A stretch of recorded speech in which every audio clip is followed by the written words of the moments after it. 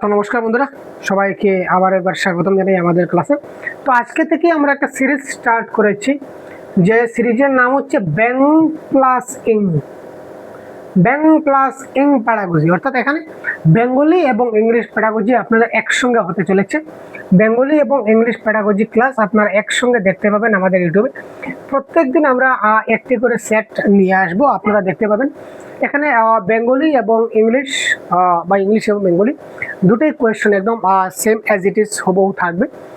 একই প্রশ্ন, মানে ট্রান্সলেট থাকবে ইংলিশ এবং বাংলা, কারণ যেহেতু আমরা প্যাডাগজি সেকশনটা আমাদের ইজি সমান থাকে। বাংলা, ইংলিশ, হিন্দি, অ্যাসামিস, যার যেই ভাষা আপনারা সিলেক্ট করুন না কেন, ল্যাঙ্গুয়েজ 1, ল্যাঙ্গুয়েজ 2, পেপার 1, পেপার 2 আপনাদের যাই হোক না কেন, এই যে ভাষাগত যে সেকশনের যে প্যাডাগজি সেকশন, এটা কিন্তু একদম সেম থাকে। তো এই উদ্দেশ্য এটাকে আমরা মাথায় রেখে আমরা আজকে থেকে একটা নতুন সেশন বলতে পারেন আমরা স্টার্ট করেছি। এটা পার্ট 1, পার্ট 2 করে আসবে। তো আজকে আমরা পার্ট 2-তে কিছু প্রশ্ন দেখব।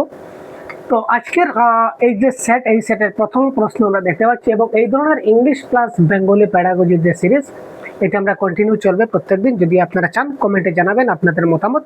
যদি আপনারা এই ধরনের সেট চান তো অবশ্যই আপনারা জানাবেন। আপনাদের কমেন্টের উপর ভিত্তি করে আমরা সেটটাকে কন্টিনিউ রাখবো। প্রথমে ইংলিশ থাকবে, তারপর বাংলা থাকবে। একই প্রশ্ন দেখুন এবং কারেক্ট আনসার করার চেষ্টা করুন।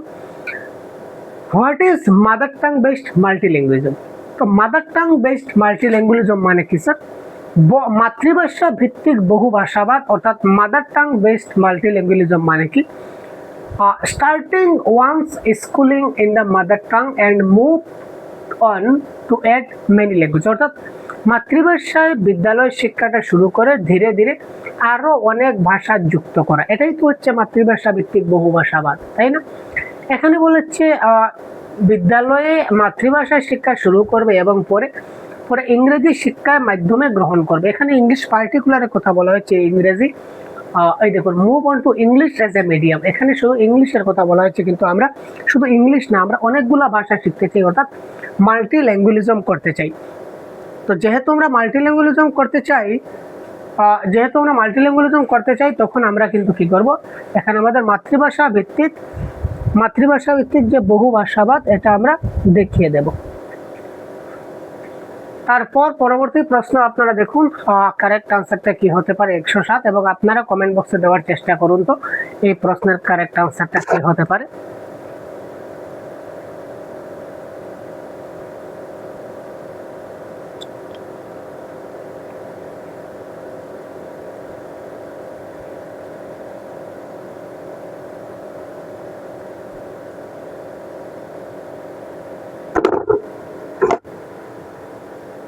A teacher of class 5 conducts a dictation activity. তিনি এখানে ডিকটেশন অ্যাক্টিভিটি করাতে চাইছেন, শ্রুতি লিখন করাতে যাচ্ছেন। তো যেহেতু তিনি শ্রুতি লিখন করাতে যাচ্ছেন, তার জন্য তিনি কি করলেন, উইথ 5 সেন্টেন্স, 5টা বাক্য, আচ্ছা স্যার 5টা বাক্য, অফ 5 or 6 ওয়ার্ড, 5-6টা শব্দ বিশিষ্ট 5টা বাক্য নিয়ে তিনি শ্রুতি লিখন কার্যটা তিনি করাতে যাচ্ছেন। এই বাক্যগুলো তিনি দুবার করে পড়লেন এবং শিক্ষার্থীরা মনোযোগ দিয়ে লিখলো। এটা ডাইরেক্ট ডিকটেশন ভাই, এখানে আর কি বলবো, ডিকটেশন অ্যাপ্রোচ আপনারা বুঝতে পারছেন। শ্রুতি লিখন পদ্ধতি is the right answer of this question. চলো question number 109, what is a dialect, মানে উপভাষা কি? তো উপভাষা কি যদি আমরা দেখি, কোনো অঞ্চল বা সামাজিক গোষ্ঠীর মধ্যে ভাষার বৈশিষ্ট্য, কোনো অঞ্চল বা সামাজিক গোষ্ঠীর মধ্যে যদি ভাষার বৈশিষ্ট্য থাকে, কোনো নির্দিষ্ট অঞ্চলের মানুষের লিখিত ভাষা না হয়, কোনো রাইটিং ফর্মে কোনো আমাদের উপভাষা বা ডাইলেক্ট হয় না, এটা রিটেন ফর্মেটে হয়। Language use by people in power, যাদের অনেক ক্ষমতা রয়েছে, ক্ষমতাশীল ব্যক্তিদের জন্য ব্যবহৃত ভাষা, যাদের অনেক বেশি ক্ষমতা রয়েছে তারাই শুধু উপভাষা ব্যবহার করে, এটাও কিন্তু কারেক্ট নয়। কোনো পেশাজীবী গোষ্ঠীর ভাষা, পেশাজীবী মানে যারা জব হোল্ডার, যারা শুধু জব করবে তারা এই উপভাষা স্পিচ করবে, সেটা কথা না। এটা কোনো অঞ্চল বিশেষ হয় বা কোনো সামাজিক গোষ্ঠীর একটা নির্দিষ্ট ভাষা। Speech characteristics of a reason or social group, একটা নির্দিষ্ট সোশিয়াল গ্রুপের বা একটা নির্দিষ্ট রিজনের একটা কথনের বৈশিষ্ট্য, যেটা আমরা বলতে পারি।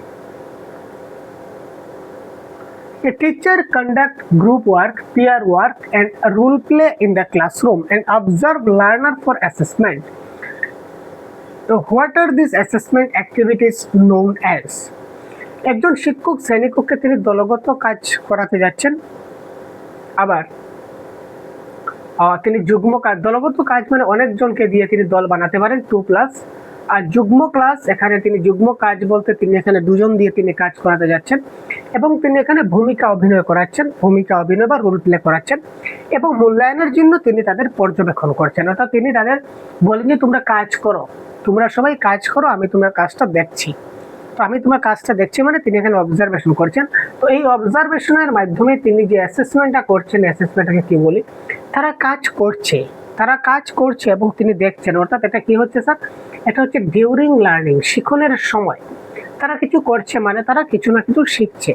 তো এই অর্থাৎ শিখন চলাকালীন সময়, তো শিখন চলাকালীন সময় আমরা যে মূল্যায়নটা করি এটাকে কি বলা হয়, ডিউরিং পিরিয়ডে এটাকে ফরমেটিভ অ্যাসেসমেন্ট বা গঠনমূলক মূল্যায়ন আমরা বলতে পারি। কোয়েশ্চেন নাম্বার 110, তারপর 111। একজন শিক্ষক শ্রেণীকক্ষের বিভিন্ন বস্তুর উপর শিক্ষার্থীদের মাতৃভাষা ইংরেজি এবং শিক্ষার্থীদের পরিচিত আরেকটি ভাষায় সেই বস্তুর নাম লিখে লাগিয়ে দেন। শিক্ষক এখানে কি করার চেষ্টা করেছেন? কারেক্ট আনসার কি হবে আপনারা কমেন্ট বক্সে জানান। A teacher rights the name of the object, যে কোনো একটা অবজেক্ট ধরে নিই, একটা বস্তু, in the classroom on the object, এই যে অবজেক্টের, in the language of learner, অর্থাৎ ছাত্ররা যে ভাষাটা জানে ওই ভাষায় তিনি লিখলেন, ইন ইংলিশে লিখলেন, অথবা and in another language known to learner, অর্থাৎ শিক্ষার্থীর মাতৃভাষায় এবং তার ইংলিশ ভাষায় এবং তারা অন্য যে ভাষা জানে তিনটা ভাষা লিখলেন। যেমন ধরুন এটা কি, এটা হচ্ছে কলম, তিনি এখানে কলম লিখে বাংলায় কলম লিখলেন, আবার ইংরেজিতে তিনি পেন লিখলেন, আর ছাত্রর যেটা আঞ্চলিক ভাষা বা ছাত্র যে অন্য ভাষাটা জানে ওই ভাষায় তিনি ওখানে লিখলেন, লিখে এটা লেবেল লাগিয়ে দিলেন। ওই যে তিনি লিখলেন বা অ্যাক্টিভিটিটা করলেন এটাকে কি বলতে পারি? What does the teacher try to do here? এখানে শিক্ষক কি করতে চাইছেন? বর্ণমালার অক্ষরের সঙ্গে পরিচয়, বর্ণমালা অক্ষর এখানে হয় না ভাই, ভাষা লিপির সচেতনতা হবে না, এটা হচ্ছে ল্যাঙ্গুয়েজ রিচ এনভায়রনমেন্ট, এটা হচ্ছে তিনি কি করতে চাইছেন, শ্রেণীকক্ষের ভাষা সমৃদ্ধ পরিবেশ তৈরি করতে চাইছেন, creating language rich environment in the classroom, এখানে তিনি শ্রেণীকক্ষের ভাষা সমৃদ্ধ পরিবেশ তৈরি করতে চাইছেন, এখানে তিনি ভাষা সমৃদ্ধ পরিবেশ তিনি এখানে তৈরি করতে চাইছেন, যাতে করে শিশুটা প্রত্যেকটা ভাষায় যেন সে কি করতে পারে, শিখতে পারে বা বুঝতে পারে। Question number 12, what is translanguaging? Translanguaging অর্থাৎ ট্রান্সল্যাঙ্গুয়েজিং মানে ভাষান্তরকরণ, অর্থাৎ একটা ভাষা থেকে অন্য ভাষায় আমরা যে ট্রান্সলেট করে শিখি এটাকে বলা হচ্ছে। তো ভাষা শ্রেণীকক্ষে বহু ভাষা শেখানো, তো বহু ভাষা শেখানো মানে হচ্ছে স্যার মাল্টিল্যাঙ্গুয়ালিজম, মাল্টিল্যাঙ্গুয়ালিজম, বহু ভাষা যখন শেখানো হবে এটা হবে মাল্টিল্যাঙ্গুয়ালিজম। তারপর হচ্ছে বিশ্বভিত্তিক শিক্ষণে এক ভাষা থেকে অন্য ভাষায় ট্রান্সফার করা, এক ভাষা থেকে অন্য ভাষায় যখন আমি ট্রান্সফার করি এটাকে আমার বলা হয় কোড সুইচিং। কি বলা হয় sir? Code switching, SWITCH, code switching. সব বিষয় এবং ভাষা একটি ভাষায় শেখানো, সব বিষয়কে আমরা একটা ভাষায় শিখবো, অল কন্টেন্টে একটা ভাষায় শিখবো, এটা হচ্ছে মনোপলি বা এক ভাষায় শেখানো বা মনোপলি আমরা বলতে পারি, ঠিক আছে, বা মনোল্যাঙ্গুয়েল আমরা বলতে পারি, মনোল্যাঙ্গুয়েল। তো এই ক্ষেত্রে এটাও কিন্তু কারেক্ট আনসার না, ট্রান্সল্যাঙ্গুয়েজিং কারেক্ট আনসার হচ্ছে using many languages while speaking and in teaching learning in classroom, অর্থাৎ শ্রেণীকক্ষে কথোপকথনের সময় বা শিক্ষণে আমরা কি করতে পারি স্যার, আমরা যখনই একাধিক ভাষা ব্যবহার করতে পারি এটাকে বলা হয় ট্রান্সল্যাঙ্গুয়েজিং। ক্লিয়ার? চলো, authenticity of A text refer to, একটা যে কোনো একটা পাঠ্যের যদি আমরা প্রামাণিকতা বলতে বুঝি, তো প্রামাণিকতা বলতে আমরা কি বুঝি?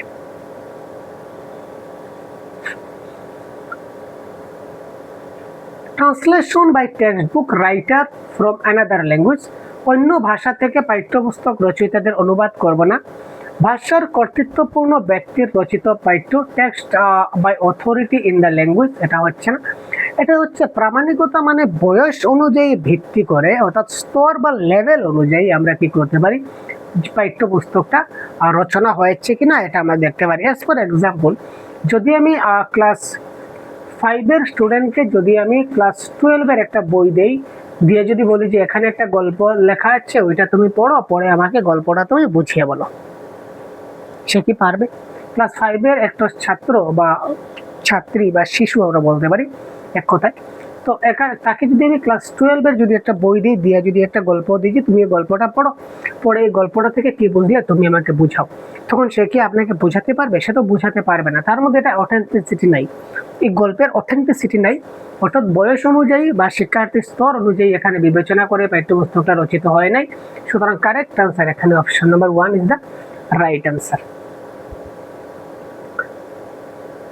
হুইচ অ্যাপ্রোচ টু রাইটিং, অর্থাৎ লিখনের কোন পদ্ধতিটা এনাবলস লার্নার, অর্থাৎ ছাত্রদেরকে এনাবল করে বা ছাত্রদের সহায়তা করে বা ছাত্রদের শেখায়, কি শেখাবে? To undergo stages to do a good write up, অর্থাৎ ভালো রচনা তৈরির জন্য লিখনের কোন পদ্ধতিটা সহায়তা করে? এখানে দেখি বর্ণনামূলক লেখা, প্রাতিষ্ঠানিক লেখা বলে কিচ্ছু হয় না। এটা কারেক্ট আনসার হচ্ছে প্রক্রিয়া ভিত্তিক লেখন পদ্ধতি, প্রসেস অ্যাপ্রোচ টু রাইটিং, অর্থাৎ কি করে ভালো করে লিখতে হয়, তার লিখনের যে প্রসেসটা কি হতে পারে, ঠিক আছে না? তার লিখনের প্রসেসটা কি হতে পারে, এই জন্য তাকে জিনিসটা বুঝতে হবে বা দেখতে হবে। এই জন্য বলা হচ্ছে, এটা কি বলা হচ্ছে, প্রক্রিয়া ভিত্তিক লিখন পদ্ধতি is the right answer of this question. চলো, গ্রামার লার্নিং। তো গ্রামার লার্নিং বা ব্যাকরণ শিক্ষা মানে কি স্যার?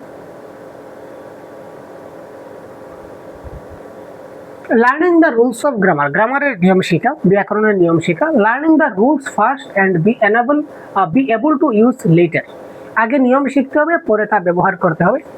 তারপর হচ্ছে লার্নিং ফ্রম মিনিং, অর্থাৎ অর্থ থেকে শিখতে হবে, এবং to use the form of context, তারপর তার যেটা রূপের এটা শিখতে হবে।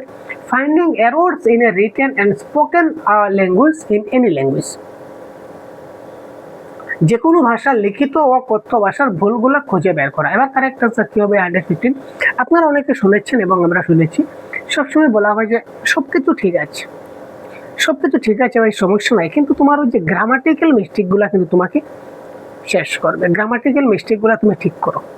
আমরা অনেক সময় শুনি নাই যে গ্রামাটিক্যাল মিস্টেকের কথা, তোমার সবকিছু ঠিক আছে কিন্তু ওই তোমার গ্রামাটিক্যাল মিস্টেকটা কিন্তু সমস্যা। ওই যে গ্রামাটিক্যাল যেটা মিস্টেক, ওটাকে বলা হয় ব্যাকরণ শিক্ষা। যে কোনো ভাষার লিখিত এবং কথ্য ভাষার ভুলগুলো আমাদের খুঁজে বের করতে হবে। অর্থাৎ গ্রামাটিক্যালি যদি আমি কারেক্ট করি, তাহলে আবার কোনো ভাষা কিন্তু ভুল হবে না, সব ভাষায় শুদ্ধ থাকবে। তো এখানে ফাইন্ডিং এরর গুলাকে আমার খুঁজতে হবে, সেটা লিখিত ভাষা হোক বা মৌখিক ভাষায় হোক, ঠিক আছে?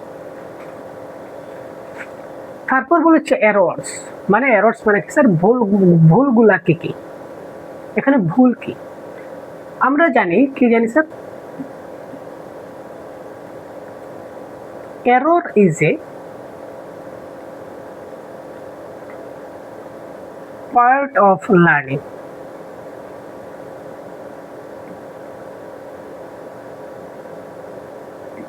Error is a part of learning, যে ভুল হচ্ছে শিখনের একটা অংশ। আমরা ভুল করলেই আমরা কি করতে পারি? শিখতে পারি। ভুল করলেই আমরা শিখতে পারি। ভুলটা কোনো মারাত্মক সাংঘাতিক কিছু না, আমাদের ভুল হবে, এটা স্বাভাবিক। এবং ভুল করলে আমরা ভুল থেকে আমরা পরবর্তী সময় কি করব? আমরা শিখতে পারবো। তো ভুল করলে কি হয়? হ্যাম্পার হয় ল্যাঙ্গুয়েজ লার্নিং এর ক্ষেত্রে। না ভাই, এটা হ্যাম্পার হবে না। আর to be corrected then and there, সঙ্গে সঙ্গে সংশোধন করতে হবে। মোটেই না, আমরা সঙ্গে সঙ্গে সংশোধন করি না। Should be avoided. অ্যাভয়েডেড মানে কি? মানে সেটাকে নজর না দেওয়া বা এড়িয়ে চলা, বা এই জিনিসটা না দেখার ভান করা। তো আমরা এড়িয়ে চলবো না, এটা ক্যান্সেল। তো শিক্ষণ প্রক্রিয়ার ইঙ্গিতবাহী বা as a indication is the right answer. Indication of learning হলো কারেক্ট হবে, এবং পার্ট অফ লার্নিং হলো এটা কারেক্ট হবে।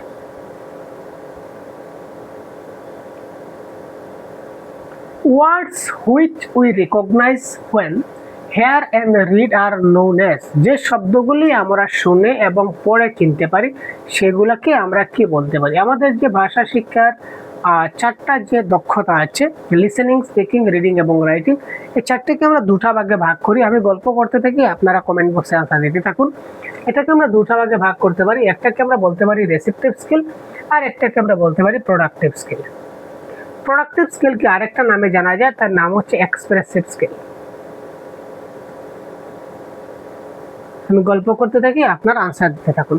তো এখানে দেখি যে রেসিপটিভ, গ্রহণমূলক। তো এখানে লিসেনিং এবং রিডিং হচ্ছে আমাদেরকে রিসেপটিভ স্কিল। আমি আমার কনসেপ্টের ক্লাসে অনেকবার এই নিয়ে আলোচনা করেছি।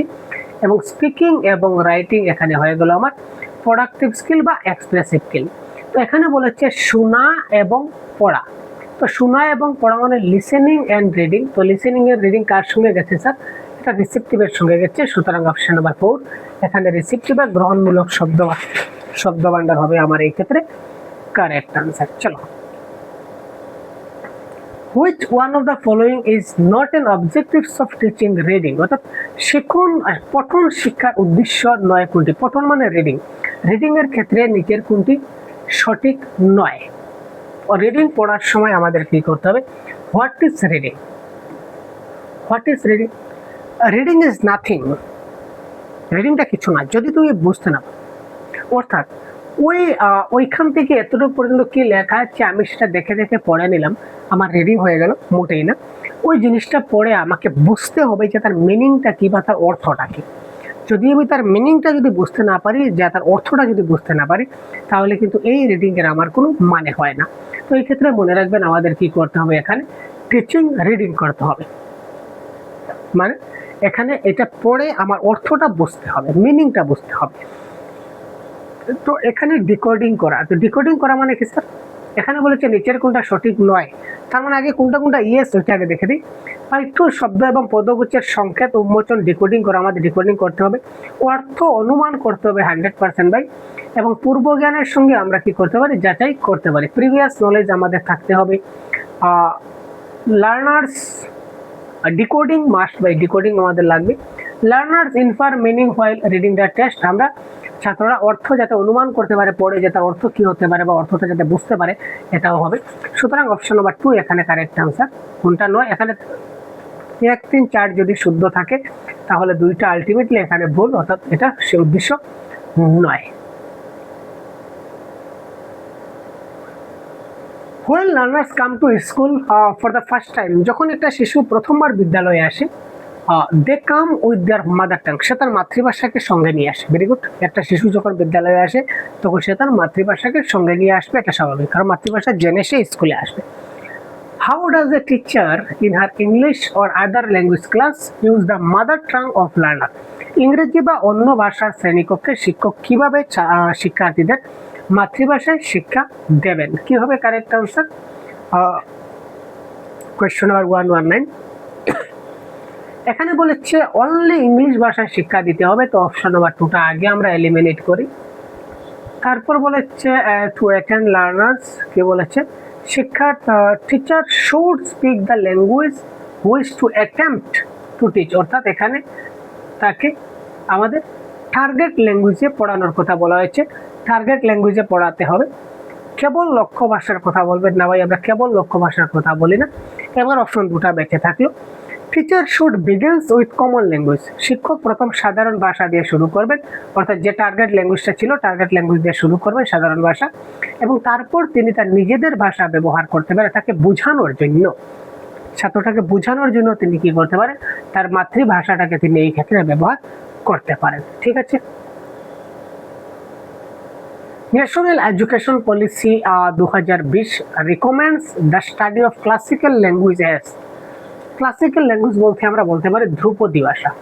ক্লাসিক্যাল ল্যাঙ্গুয়েজকে কি বলা হয়? বাংলাতে ধ্রুপদী ভাষা বলা হয় বা শাস্ত্রীয় ভাষাও বলা হয়। ধ্রুপদী ভাষাও বলা হবে এবং শাস্ত্রীয় ভাষাও বলা হবে। তো এখানে এনইপি 2020 অনুযায়ী ক্লাসিক্যাল ল্যাঙ্গুয়েজ বা শাস্ত্রীয় ভাষার ভূমিকা কি? কি বলেছে? মধ্য এবং মাধ্যমিক স্তরে অতিরিক্ত বিকল্প হিসাবে ত্রিভাষার সূত্রের একটি ভাষা না ভাই, 3 ল্যাঙ্গুয়েজ ফর্মুলায় আমাদের ধ্রুপদী ভাষা থাকতে হবে, এটা কোনো কথা নয়। an addition option during the foundation stage of school, না ভাই প্রাথমিক স্তরে আমাদের ধ্রুপদী ভাষাটা থাকে না, এটাও ক্যান্সেল। প্রাথমিক স্তরে ফাউন্ডেশনে থাকে না, ফাউন্ডেশনে মাদার টাং থাকবে, বাস শেষ, এখানে আর বাকি কোনো কাজ নেই। অতিরিক্ত বিকল্প হিসাবে এবং মাধ্যমিক স্তরে ঐচ্ছিক ভাষা, yes, an additional option and as an elective language during the secondary stage of schooling, অর্থাৎ এখানে সেকেন্ডারি স্টেজের স্কুলিং এর ক্ষেত্রে আমাদেরকে ওই ব্যাপারটাকে দেখতে হবে, ক্লাসিক্যাল ল্যাঙ্গুয়েজ থাকবে। তো এই ছিল আমাদের আজকের যে আমরা সেশনটা শুরু করেছিলাম সেট 1। তো এই সেট 1-এর আজকের অনেকগুলো প্রশ্ন আপনারা দেখতে পাচ্ছেন, ঠিক আছে। তো আপনাদের অবগতির জন্য আমরা একটু জানিয়ে রাখি যে আমাদের সহজগুরুর তরফ থেকে পেন পেপার মক টেস্ট চালু হয়েছে, ঠিক আছে sir. Pen paper mock test আমরা অলরেডি আমাদের মেইন কোর্সে যারা অ্যাড হয়ে আছেন বাংলা কমপ্লিট কোর্সে, আমরা already pen paper mock test আমাদের কন্টিনিউ চলছে। তো আপনারা কয়েকজনের মধ্যে আমাদের অনুরোধ করেছিলেন বা সাজেশন দিয়েছিলেন যে স্যার নর্মালি যদি পেন পেপার মক টেস্ট করানো যায় আমাদের জন্য তাহলে খুব ভালো হবে। তো আপনাদের কথা মাথায় রেখে আমরা পেন পেপার মক টেস্ট আমাদের একটা কোর্স লঞ্চ করেছি। তো এই কোর্সে আমাদের 15+ মক টেস্ট হবে, পেন পেপার মক টেস্ট 15+। আপনারা ওএমআর শিটে মক টেস্ট দিতে পারবেন, ঠিক আছে।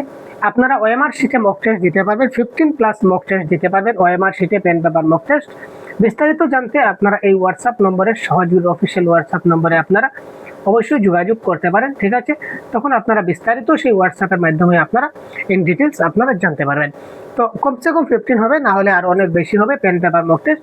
আপনারা যদি এই পেন পেপার মক টেস্টে যদি ওএমআর বেসড যদি আপনারা মক টেস্ট দিতে চান বাংলা ভাষার, তো খুব তাড়াতাড়ি আপনারা এই অফিসিয়াল হোয়াটসঅ্যাপ নম্বরে আপনারা যোগাযোগ করতে পারেন। তো আজকের ক্লাস এই পর্যন্ত বিদায় নিচ্ছি, পরবর্তী ক্লাসে আবার কথা বলবো। ধন্যবাদ, জয় হিন্দ।